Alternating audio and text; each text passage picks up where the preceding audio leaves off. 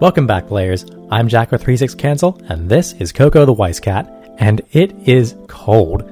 Seriously, it has been absolutely fucking freezing here, which of course means that we are in the dead of winter, and it's time once again for the Weiss Schwarz winter update from Coco and I.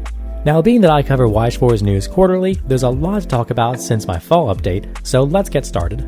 So obviously, a great place to start with any quarterly update is what's come out recently and what's on the horizon. Rewinding back to last fall, just after Thanksgiving, we saw Quintessential Quintuplets and Day-Day Bullet hit the stage. Quintessential Quintuplets introduced a lot of highly collectible and sought-after SSPs and HYRs to the Weiss Schwarz world, and broader horizons for collectors everywhere, no matter which of the 5 sisters they love.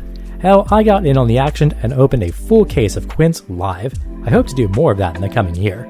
As for the set itself though, it's definitely focused on making decks centered around one of the 5 quintuplets. Since this kinda divides the set into 5 distinct toolkits that have a few strong points each, players have found it a bit challenging to really capitalize on the set as a whole when building decks.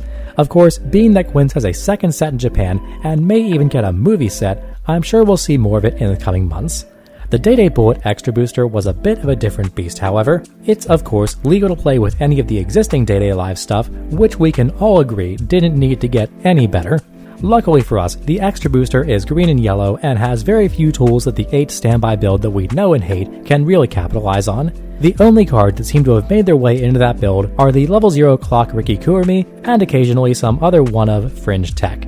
The Extra Booster did, however, introduce a new style to Day-Day Live, the 8 Choice variant, which has a few interesting builds and some really cool potential going forward. Next in December, we saw Ruby at long last come to Weiss Schwarz. People had been gunning for Ruby to come to Weiss as an English original for a long time, and we finally got our wish. Yes, the months leading up to the eventual release could have been handled a lot better in terms of showing some actual cards before pre-orders, the choice of art and set design, and a few other minor grievances, but the set sold very well and managed to bring a good deal of new faces into the game, and at the end of the day, it was exactly what a set like Ruby was supposed to do: reach out to new audiences that love the series but may not be familiar with Weiss Schwarz yet. And on top of succeeding in that regard, the set itself has some really solid elements, and it had extremely good representation in the BRO this winter, which we'll talk about soon. Finally, 3 new products were released for Bang Dream in January.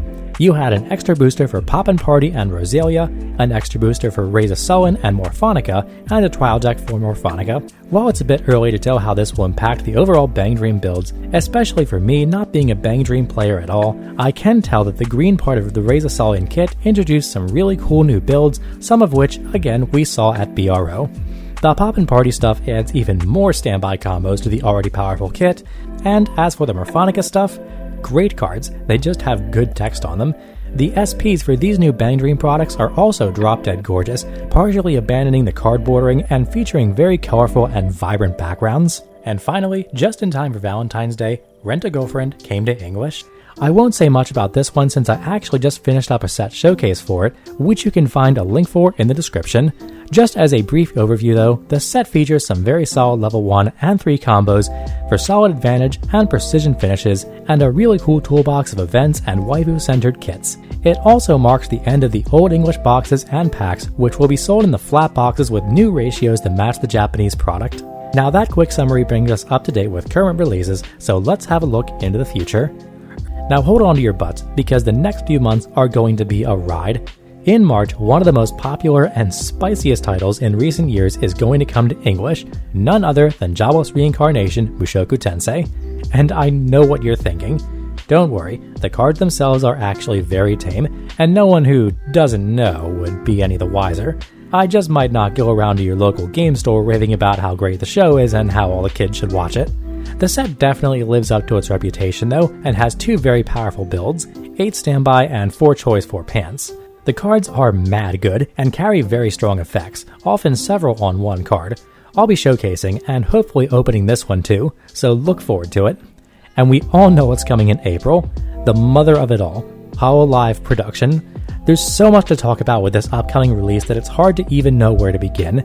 There are endless strategies and deck builds to talk about, character pairings and generation tech to hash out, and of course an insane amount of choices to finish the game with a great many styles. I can't really stress this enough. the set just has a lot going on, and I've already said so much about what this release means for Weiss Schwarz.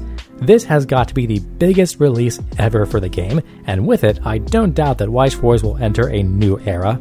Hololive, already having a special promo set in Japan and a set 2 announced, will in all likelihood become a flagship title for Weiss Schwarz. It also, without a doubt, will bring in a lot of new eyes to the game. I'm planning on making a good deal of new content focused around welcoming those who discover Weiss Schwarz through Hololive, and also videos breaking down what's in the set. Again, look forward to those in the coming weeks. But what's next? Hololive will absolutely be a tough act to follow, but Tokyo Revengers getting a simultaneous release in English and Japanese in May just might be able to do it. Tokyo Revengers is an incredibly popular show and has a large Western audience. At this point, we've only seen 2 cards from the set, and this is because Bushi has announced that there will actually be 2 different card illustration sets for a domestic and an international release. And that's because, well, yeah, that's a bit sus. Look, for those of you who haven't seen Tokyo Revengers, this is not what you think it is at all. But I'm sure just not showing it at all is easier than having to explain that every time you play Tokyo Revengers anywhere in the Western world. Bushiroad does have some merch up on their global store though, so if you like the series, definitely check that out. On a brighter note, we actually got the first spoilers for Tokyo Revengers while I was editing this video, so here's a little taste. First off, the set will feature unique rares, Revenger rares, which are overframe hot-stamped cards. It also has SSPs, so this set will have a lot of choice hits. As for the spoilers, let's start at 0. Emma is a tap-self top-check 3 brainstormer that lets you give a character the ability to top-check 2 and put 1 card in your waiting room and 1 on top of your deck when they attack when you play a climax. There's also a Baji and Chifuyu that give a character 1k on play, and they bounce when you play a climax to give one of your characters +1 soul. And yes, this is absolutely built for standby, which is very much a part of Tokyo Revengers. At level 1, we have 2 climax combos. Let's start with the choice. Takemichi and Hina are base 4k and get +2k if you're playing the game. Their combo is, when the choice climax is played, you can resonate this Takemichi level 3, look at the top 2 cards of your deck, and add up to 2 characters from it to your hand. 6k base, potential +2 with a very good trigger and reverse free advantage. Yeah, it's pretty good, dude. On a totally different strat, we have this 1/1 Dragon. If you have 5 or less stock, his base 3500 becomes 7500 and he gets Hand Encore. And if you have his standby climax in play, this card gains the standby trigger in all zones, meaning that if you trigger him on an attack with the climax in play, he becomes a standby trigger. Very, very interesting. A really unique use of the standby trigger on a climax combo. The 5 or less stock element does kind of suck though. Finally, we have a few level 3s. Mikey and Draken are a 10k on-play heal, and on attack you can pay 3 and pitch 2. If you do, burn 2, then choose a card in your opponent's waiting room and put it on top of their deck. Kind of expensive, but a great secondary finisher. We also have a 9500 Hina that's a 4 or more early play, and when she's played, you can send one of your characters on the stage to the waiting room, and if you do, you get to stock heal. So this is stock healing without discarding. Depending on how the set materializes, this could be incredible. Also, Mikey, like Draken, has a very interesting standby combo. On play, heal, base 10k, and at the end of this card's attack with the standby combo, pay 3, pitch 1, and reveal another copy of itself from your hand. If you do, look at up to 3 cards in the top of your opponent's deck. Choose up to 3 characters among them with powers totaling up to this card's current power, and put them into your opponent's clock, then send the rest to the waiting room. Holy fucking yikes, dude. Clock kick from deck, and also fish out cancels. Expensive, but brutal as fuck. I wouldn't want to be on the receiving end of this. And finally, we have a Takemichi level 3 climax combo, 10k and on play or put on stage by an effect, heal. His choice climax combo is pay 2 and pitch 2 at the end of his attack, and if you do, send him to memory. Then you choose another card with Takemichi in the name in your waiting room and put it on the stage where he was. So yeah, this is basically inherited form Rimuru, but better. Not that Rimuru already wasn't a super strong finisher. Basically, if you're playing this right, you'll have almost no trouble attacking 7 times on your finishing turn, so good luck, bro. But as spicy as these are, that's the end of the spoilers we have for now. Now this is the end of the future titles that have release dates, but Bushiroad has teased a few new others that are supposed to come in summer 2022. First on that list, we have the official announcement for Fate Granddaughter, Divine Realm of the Round Table, Camelot. For all of you who played Fate Grand Order the mobile game or watched the movie, this is an absolutely epic set. Fate is already a huge title in Weiss Schwarz, and Camelot is a very popular arc. As for the set, it packs some awesome stuff, having both great effects and very much in flavor for the character on the cards. You have an Old Man of the Mountain that totally stops Encore, an Arash that can obliterate your opponent's field, and of course, the classic Nitocris and Ozymandias pairing, hoarding the wealth and power of the pharaohs. The Knights of the Round Table also have their own mechanics centered around markers, and of course, MASH is back with some amazing new defensive level 3 combos with Da Vinci and Fujimaru to back her up. What's more, the cards themselves look amazing, from the gold bordering to the layered backgrounds to the very high quality character art on the alternate foils. This is a Fate collector's dream come true. The only downside is that, like some other sets, Bushiroad has made an announcement that the signatures on the SPs in Camelot in English will be replaced by hot stamps. Now, with some sets having the stamp treatment and some not, there's speculation that Bushiroad has been unable to license signatures from series like Fate and Sword Art because they're owned by Aniplex, which is launching its own multimedia project that includes a TCG called Build Divide. So maybe until Build Divide flops and dies out, we may not see Aniplex-owned VA signatures on Weiss cards. But you know what Aniplex doesn't own? Is it wrong to pick up girls in a dungeon? We got the announcement last year that sometime this summer, Hestia and the crew are coming at long last to the Weiss Schwarz stage in English. This was a pretty recent pickup, even in Japan, and it's sure to please the wide Western audience of Hestia lovers. Judging by the cards, Bushi definitely knows who they're marketing this to. As for the set itself, there are a lot of different kits, especially around Hestia and Belle in red and blue, with a big focus on events and event synergy. It looks pretty cool, so I'm sure it will be widely enjoyed. Finally, during the Winter English Strategy presentation, Bushiroad announced their next original English title. Attack on Titan, the final season, will be an English original. The final season of AOT is airing right now, and Jesus, it is one hell of a ride. I cannot wait to see what this looks like when we start getting spoilers for it, in 6 or more months. Yeah, because this one's probably way down the line. We have absolutely no idea how it's going to shape up, or even if it's going to be legal to play with the existing Attack on Titan cards. Only time will tell. So this wraps up the sets that have been released and the titles that we know are coming soon. And yeah, that was a lot, but bear with me because there's still a lot to talk about this winter. Namely, I want to move on to the BRO, or Bushiroad Rumble Online, that happened this January. For those of you not in the know, instead of having in-person regionals, Bushi has been having online tournaments through a Discord server. There were actually 3 different tournaments, one for each major continental time zone: Asia and Oceania, Europe, and North and Latin America. So let's talk about how those went. To start with, this was the first tournament where you could register your deck via Bushiroad's new deck creation tool, and this was a lot easier than filling out one of those stupid forms, let me tell you what. Granted, you still had to register with your personal info along with your deck list, and for this, Bushiroad used a third-party app called Battlefy. Now, the app was actually pretty good, and if they decided to use it for future events, I definitely wouldn't complain.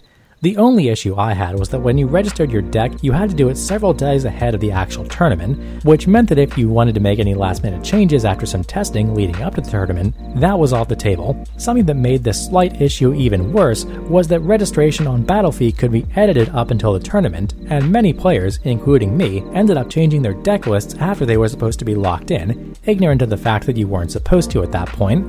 This led several people, again, myself included, having deck lists that didn't match what was registered and having to hash it out with judges. Because of this, I had to run an older version of the deck I wanted to play, but given the time constraints, I'm still grateful that the judges worked with myself and other players to get it properly registered with a valid deck list.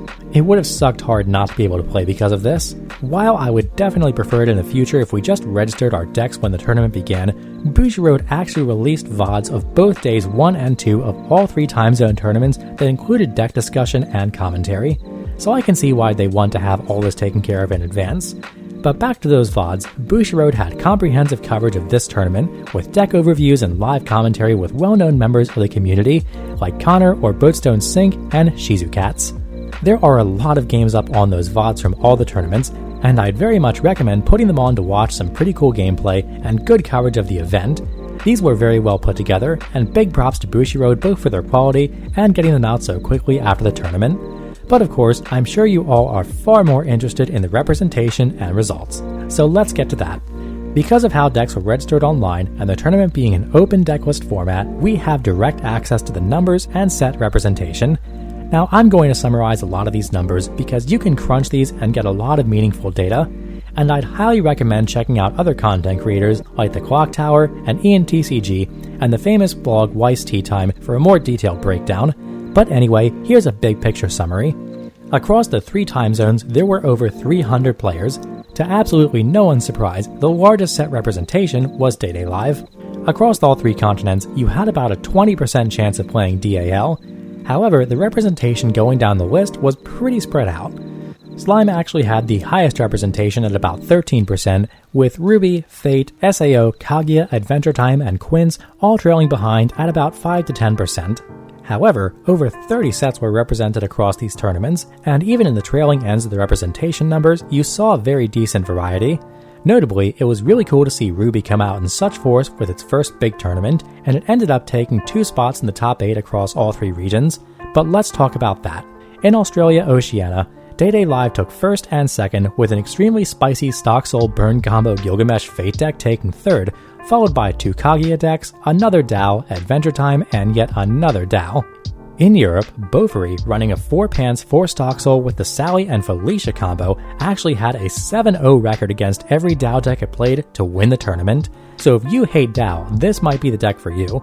The next 3 runners-up were all DAL, with SAO, Kaguya, another DAO, and Ruby coming in 5th to 8th. And finally, in my time zone, NA and LA, Standby Slime won the day against 4-book 4-pants SAO, running Xenon at both the level 1 and level 3, followed by Ruby, another DAO, Sunshine, another Slime, another SAO, and finally another DAO. The 8th place DAO was piloted by Samuel, the only non-8 standby DAO deck to top it all, instead running 3 choice 5 standby.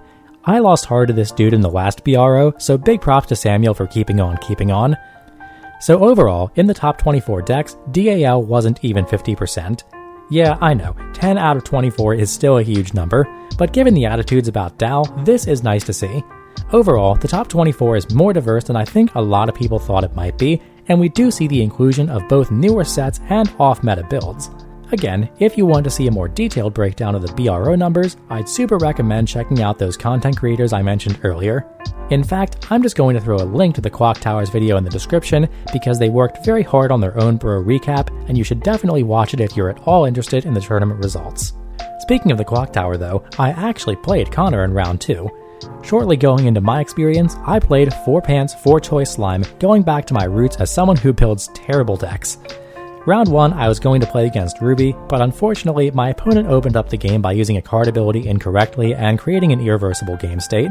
As much as I hate doing this, we did have to call a judge to see if there was a solution, and he was given a game loss. I still feel mega bad about it, but what can you do? Round 2 was when I played against Connor, playing Day Live.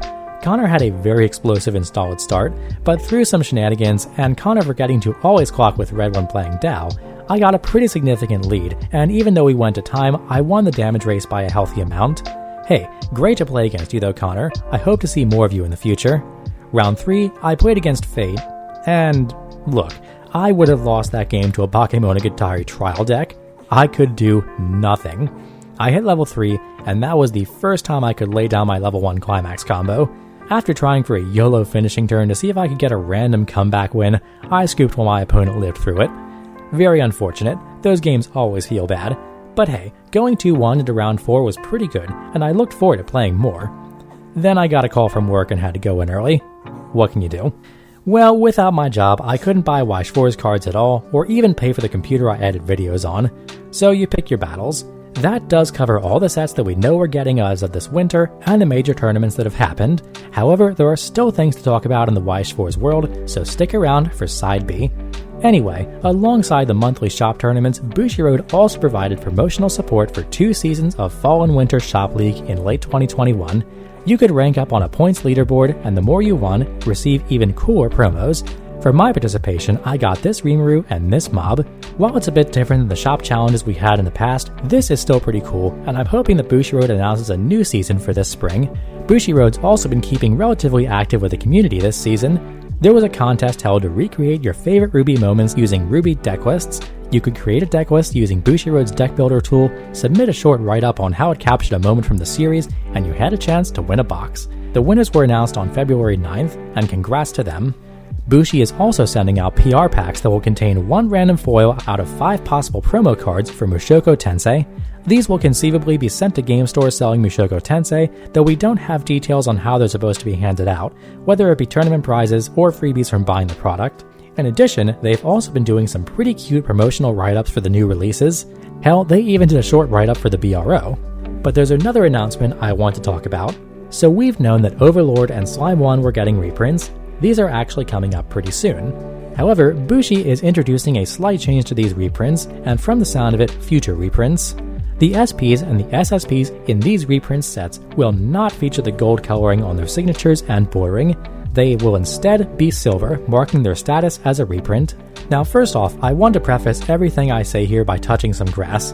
If you're in the market for SPs and Weiss Schwarz and max rarity ink decks, then you don't have too much to complain about on this front. I mean, come on. What kind of moron spends like $500 to $1,000 on a shiny piece of cardboard? I mean, seriously, what kind of loser would do that? Yeah. But seriously, it's no secret that Weiss Schwarz SPs, SSPs, and other shiny variants of cards have been on the rise price-wise. And there's a lot of reasons for this, including a lot of speculation around the TCG market in general, and people thinking that buying something with perceived rarity, holding onto it for a month, or putting a stamp on it means free money. And hey, sometimes it does. So why are they doing this? Well, it's no secret that SPs are collectible, and people buy them because they're collectible, whether they play the game or not. And when people own a collectible item, they're generally not very happy when the collectability, which at the end of the day is just shorthand for perceived rarity in most cases, decreases. But on the other side of that, you have plenty of people who want to own the collectible item, but as the price goes up, as it has been, that have just been priced out of the market for that item. So by reprinting sets with silver borders on the chase cards, you're accomplishing 3 positive things. First, there are definitely some sets in Weiss Schwarz that just need more of those base rarity versions out there. Slime 1 is definitely one of them. Overlord? I don't know. I love Overlord and all. And hey, I happen to own a max rarity Overlord deck, but I certainly don't think it needed a reprint over something like Konosuba or Fate. So this gives a lot more players, especially newer players, access to important cards so they can play those sets. And that's a good thing. You also appease many people who own the rare cards from older prints already by not subtracting from their collectability. Further, this introduces a replacement market for those who want to own the shiny cards, but have been priced out of the market for the originals. Granted, there will always be that nagging feeling of not having the true first edition version, the gold version, which will largely be perceived as superior, but again, first world problems. So overall, this seems like a pretty positive thing. Now personally, I've thought the SP prices in Weiss Schwarz have just gotten a bit out of control, and I would have liked to see them come back to something a bit more reasonable. This is in no small part the negative feelings I have about paper TCGs pushing premium products and basically trying to sell their product as an investment or money-making agent instead of a card game, but that's totally subjective, and I think I'm in the minority in this opinion. This also gets into the spicy topic of collectors, players, and investors, which is something I've tried to avoid because it's just a giant landmine that there's not much reason to step on. However, getting back to the silver signatures and reprints, while I'm not a huge fan of it, I think most people will be, and it's a great compromise for interested parties.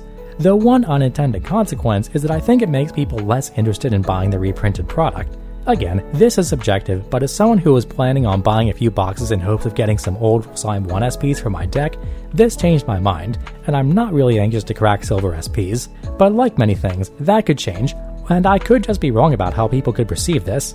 I'd actually be very interested to hear your thoughts in the comments. I know I don't reply to comments that much, but I do read them and I take feedback seriously, and I value people's overall takes on the game, so if you've got a hot take on it, spit some fire, King.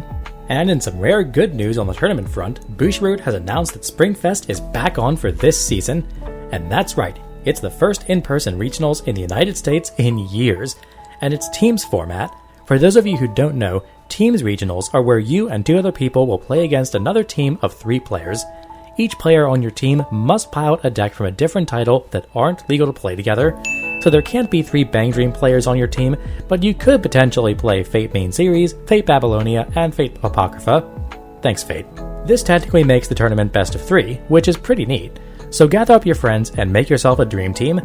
Caution though, there are caveats that for different locations, they may or may not be able to go forward with the regionals depending on the COVID situation, so pray to the COVID gods. Well, I think that about does it. Those are the really major events, announcements, and releases that happened this winter and will happen in the near future. There's a lot happening in the coming months and some big titles on the horizon, so I've got to wrap this up and start work on those new videos, but thanks for tuning in for this winter update.